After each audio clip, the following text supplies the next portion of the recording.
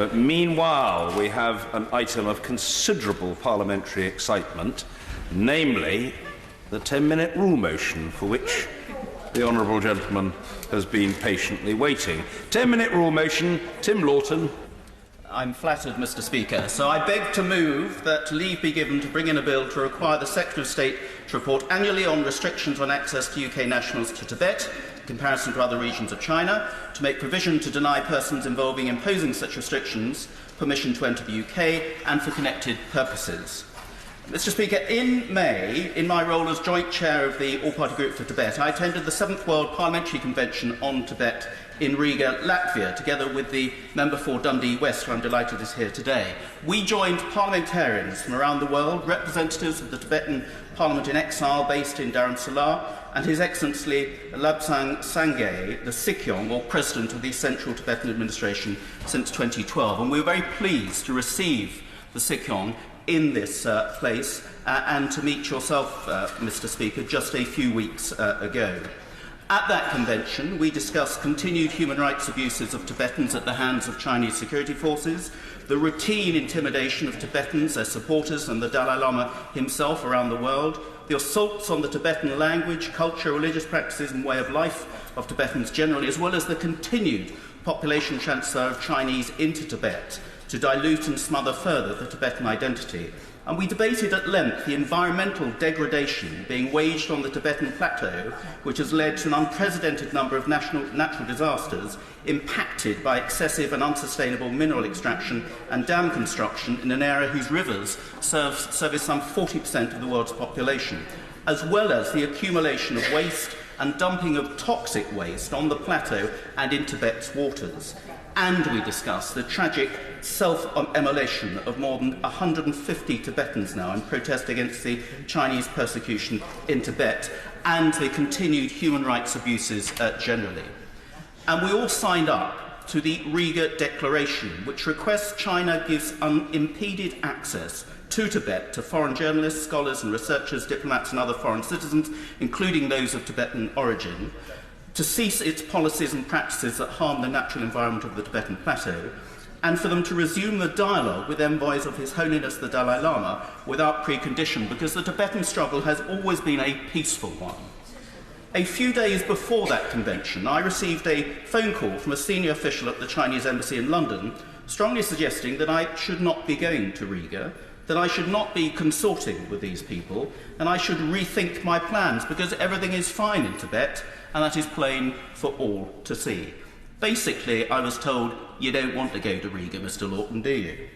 So I politely responded that his entreaties had made me even more determined to attend the convention, and rather than intimidating parliamentarians, I asked, why does the Chinese government not sit down and talk to us?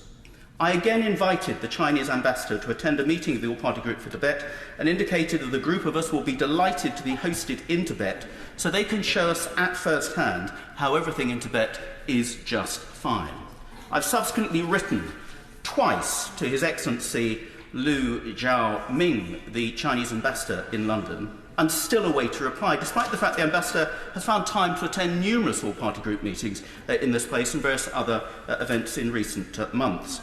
But, Mr. Speaker, we should not be surprised by this behaviour by the Chinese. Their record on human rights, on cultural tolerance and the environment is deplorable, which is why they don't want people from outside finding out what goes on in the inside. And today, foreigners, including British, EU citizens and Americans, require a number of special authorisations and permits in addition to their Chinese visa to enter the Tibet Autonomous Region, which spans about half of Tibet. For those who do not get in, a government-appointed guide must accompany them, and during politically sensitive periods, the region is completely closed off to foreigners. Such closures have occurred regularly since a wave of mostly peaceful protests swept across the Tibetan plateau ahead of the 2008 Beijing Olympics. So foreign diplomats, parliamentarians, journalists and even UN officials are almost always denied visits to the region, other than on rare official tours carefully orchestrated by Chinese authorities. And at the same time, Tibetans are regularly prevented from travelling outside China, and those passing information abroad are severely punished. And a prominent example, Mr. Speaker, is Tashi Wangchuk, a young language rights advocate who was sentenced to 5 years in prison last year just for giving an interview to the New York Times about his efforts to protect Tibetans' mother tongue. The UK ambassador in Beijing has not been able to visit the Tibetan Autonomous Region since 2017 and is still waiting permission to travel now. Trips by officials and tourists are always closely managed, and travel permits are often withdrawn at short notice. And sadly, these restrictions are even harsher for European citizens of Tibetan heritage, many of whom are refugees who escaped from Tibet and are specifically targeted and discriminated against by Chinese embassies and consulates when they apply for a travel permit. And that cruelly prevents many of them being able to see their families, who in many cases they've been separated from for a very long time. Now, recently we have seen the latest attempts at repression by the Chinese authorities in Hong Kong and the brave resistance of millions of Hong Kong citizens. Less graphically, we have been given limited access to the appalling abuses in the Xinjiang region of China, where over 1 million Uyghurs, Kazakhs and other primarily Muslim minorities are detained in concentration camps, cynically dressed up as re-education schools. Families are being split up and thousands of children taken into state care. But we mustn't be distracted from the long-term, protracted suffering of the Tibetan people, where in 60 years since the occupation and invasion, more than 1 million Tibetans have lost and continue to lose their lives. So, Mr. Speaker, we can no longer sit idly by. All attempts to shed light on human rights abuses through the Universal Periodic Review at the UN Human Rights Council have been snubbed and continue unabated and largely in secret. The Foreign Correspondents Association has reported that it's easier for Beijing-based journalists to visit North Korea than it is to visit Tibet. Chinese authorities take advantage of our freedoms in the West to travel freely, spread their own propaganda, but routinely refuse to reciprocate. So that must stop. And recognising this, the United States adopted in December 2018 the Reciprocal Access to Tibet Act legislation that promotes access to Tibetan areas for American diplomats, journalists and ordinary citizens, just as their Chinese counterparts enjoy in the US. And despite China's denunciation of this law, the legislation already appears to have made an impact, as Chinese state media are now reporting that Beijing has decided to adopt a faster process for foreign tourists to receive permits to enter Tibet. This landmark act had cross-party support and was unanimously approved by the US Senate Foreign Relations Committee in December, sponsored by Republican Senator Rubio and Democrat Senator Bob Menendez, and even President Trump welcomed it. So, Madam Deputy Speaker, my bill mirrors the US Act.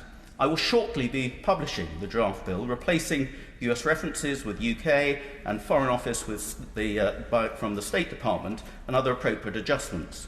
It will also include a recommendation for the UK Government formally to request the UN Special Committee on Decolonisation considers Tibet. And given that China is actually part of that committee, it would therefore need to recuse itself, and I hope that request will be taken seriously. So my bill, Madam Deputy Speaker, requires the Foreign Office to report to Parliament annually regarding the level of access Chinese authorities grant UK diplomats, journalists and tourists to Tibetan areas in China.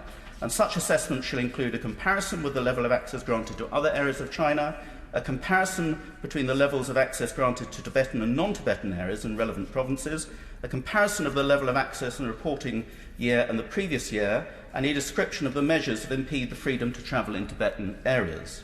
No individual who is substantially involved in the formulation or execution of policies related to access for foreigners to Tibetan areas may enter the United Kingdom if the requirement that foreigners must receive official permission to enter the Tibet Autonomous Region remains in effect, or has been replaced by a similar regulation that also requires foreigners to gain a level of permission to enter the Tibet Autonomous Region that's not required for other provinces, and that travel restrictions to the United Kingdom, diplomats, officials, journalists and citizens to Tibet autonomous areas in Sichuan, Qinghai, Yunnan and Gansu provinces, and I apologise to Hansard, are greater than travel restrictions to other areas. And it will also require the Foreign Office to report to Parliament annually, identifying individuals who were blocked from United Kingdom entry during the preceding year, and a list of Chinese officials who were substantially involved in the formulation or execution of policies to restrict the access of UK diplomats, journalists and citizens to Tibetan areas. So, Madam Deputy Speaker, it mirrors what has already been passed unanimously in US Congress. It is time for us in Europe, in the United Kingdom, to take a similar stand to show categorically to China that its continued abuses in Tibet do not go unnoticed or unappreciated, and we will tolerate them no more. And I am pleased to report that this bill is co-sponsored by members representing all the main political parties who have more than one member in this House, demonstrating, I think, the widespread sense of outrage at what China continues to get away with in its continued persecution of Tibet and Tibetans the world over, and I commend this bill to the House. The question is that the honourable member have leave to bring in the bill. As many as are of that opinion say aye. Aye. The contrary no. I think the ayes have it, the ayes have it. Who will prepare and bring in the bill? Chris Law, Sir Peter Bottomley, Jim Shannon, Kerry McCarthy, Christine Jardine, Jonathan Edwards, Mike Gapes, Maria Caulfield, Catherine West, Fiona Bruce, Marion Fellows, and me, Madam Deputy Speaker.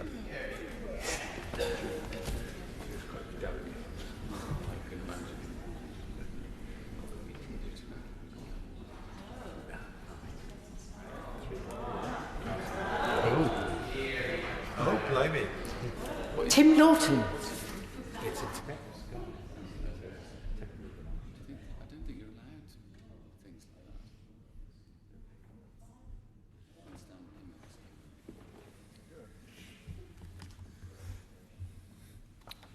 Tibet Reciprocal Access Bill.